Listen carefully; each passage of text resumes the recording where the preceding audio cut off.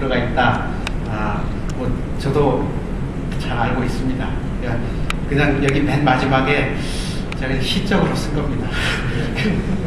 그래서 기대감을 가지고 신년 국정연설에 빠져 내부적으로는 그게 뭐 변화되지 않으리라고 생각합니다만 이제 뭐 기자도 없고 아무도 없고 그냥 우리끼리 토론하는 거니까 근데 그렇게 이제 기대를 좀 해보고요. 그랜드 바겐이 빠져 있으니까 좀 전략적 유연성을 잘 활용해가지고 남북 대화를 하고 관계를 잘 만들어 가보면 좋겠다 그런 뜻에서 하는 것이라고 생각합니다. 그러니까 그리고 또 제가 이제 맨 마지막에 이걸 지적을 해놨는데요. 그 부분을 하나 제가 이제 아주 약하게 지적을 해봤고 다른 하나는 우리 정부가 지금 세종시 문제로 지금 수렁에 빠져 있는데 그 돌파구를 좀 대북 문제로 좀 찾지 않겠는가라고 하면서 좀 방향을 제시를 해놨는데요. 뭐 그냥 아실 분만 아시고 그렇게 하시면 좋을 것 같고요.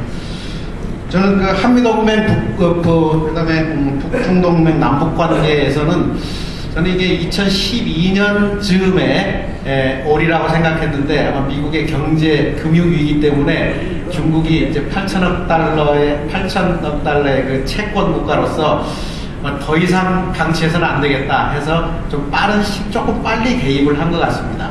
그래서 저는 그 전까지는 중국이 이런 결심을 하기 전에 한국이 미국에 설득해서 빨리 한국 문제 개입, 북한 문제 개입해서 이 문제를 풀어갔으면 좋겠다 계속 레커멘드를 했는데 이제 기회가 많이 상실된 것 같습니다. 그래서 그렇지만 지금도 계속 한 1, 2년 사이에 미국을 통해서 계속 북한과 협상하도록 그렇게 하고 남북 관계를 얼핏 동맹으로 또 표현해 주셨는데 남북 동맹 관계까지 맺어가면서 좀 경제적으로 진출하고 통일된 한반도를 준비할 수 있어야 되지 않겠나 생각합니다. 김병로 교수님께서 기자들 다 갔다고 그랬는데 페이퍼 기자들은 남아있습니다.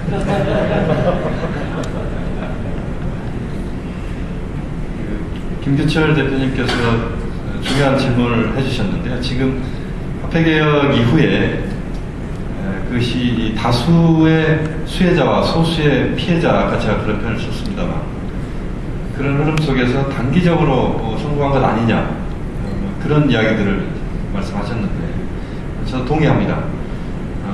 지금 상황에서 보면 화폐개혁이 시작되자마자 사실 굉장히 북한의 그 체제가 흔들릴 것이다 이런 이야기를 했지만 대체로 그 단동이랄지 이 지역에서 북한 쪽과 무역을 하는 분들이랄지 이런 분들의 이야기는 그다지 그렇게 심각한 것 같지 않다. 그렇게 동요가 그렇게 많지 않다. 그런 이야기를 저도 간접적으로 들은 바가 있습니다. 그런데 이제 문제는 저는 다른 데 있다고 봅니다. 아까도 이제 제가 제 논지를 그렇게 말씀을 드렸습니다만 화폐개혁을 한다는 것은 결국 국가가 최대한 그 시장적 요소를 약화시키고 약화된 부분을 국가가 그것을 보충하거나 또는 국가가 그것을 책임지겠다고 하는 것입니다. 그것은 결국 배급제랄지 특히 식량 문제랄지 쌀 이런 부분들에서 국가의 역할이 이제 도드라져야 되는데 과연 북한의 그런 능력이 북한 체제가 그런 능력을 갖고 있느냐라고 하는 겁니다. 그러니까 내부적으로 자원을 동원해서 그러한 것들을 메꿔낼 수 있느냐라고 봤을 때 그것은 좀 어렵지 않느냐. 그러니까 화폐개혁의 단기적 성과는 나왔다고 볼 수가 있지만 중장기적인 부분에서는 북한이 어떻게 선택을 하느냐에 따라서 화폐개혁은 북한식 표현으로 해서 성공할 수도 있는 거고 실패할 수도 있는 겁니다.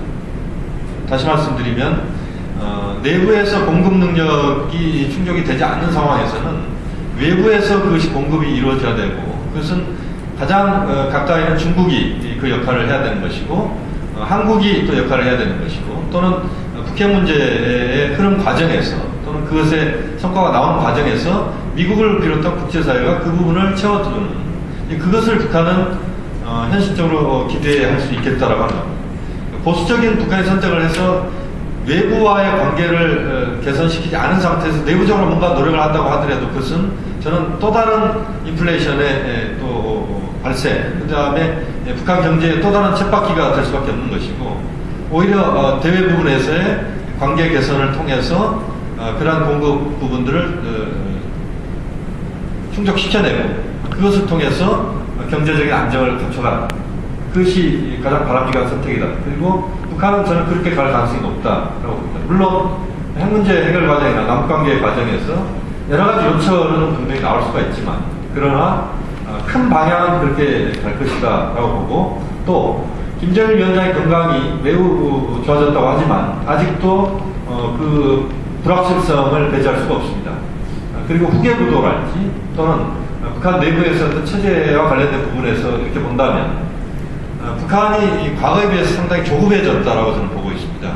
그 조급성들이 지금의 그 1년에 최근에 보면 남북관계랄지 북핵 문제와 관련된 부분에서 여러 가지 그 언밸런스한 형태로 나타나고 있는 것도 저는 그 조급성에서 근본적으로는 거기서 나오고 있다고 보는데, 그런 것들을 우리가 염두에 둔다면 북한으로서는 뭔가 2012년 안에 강성대국을 북한 이야기하는 그 2012년 안에 어쨌든 오바마 정부 임기 1기 내에 그나마 어떤 그 북한을 이해하는 미국의 오바마 정권과 승부를 걸어야 되는 이런 흐름이기 때문에, 그렇게 본다면 사실상 대외 부분에서의 어떤 그 관계 개선은 북한이 그렇게 갈 수밖에 없는 것 아니냐.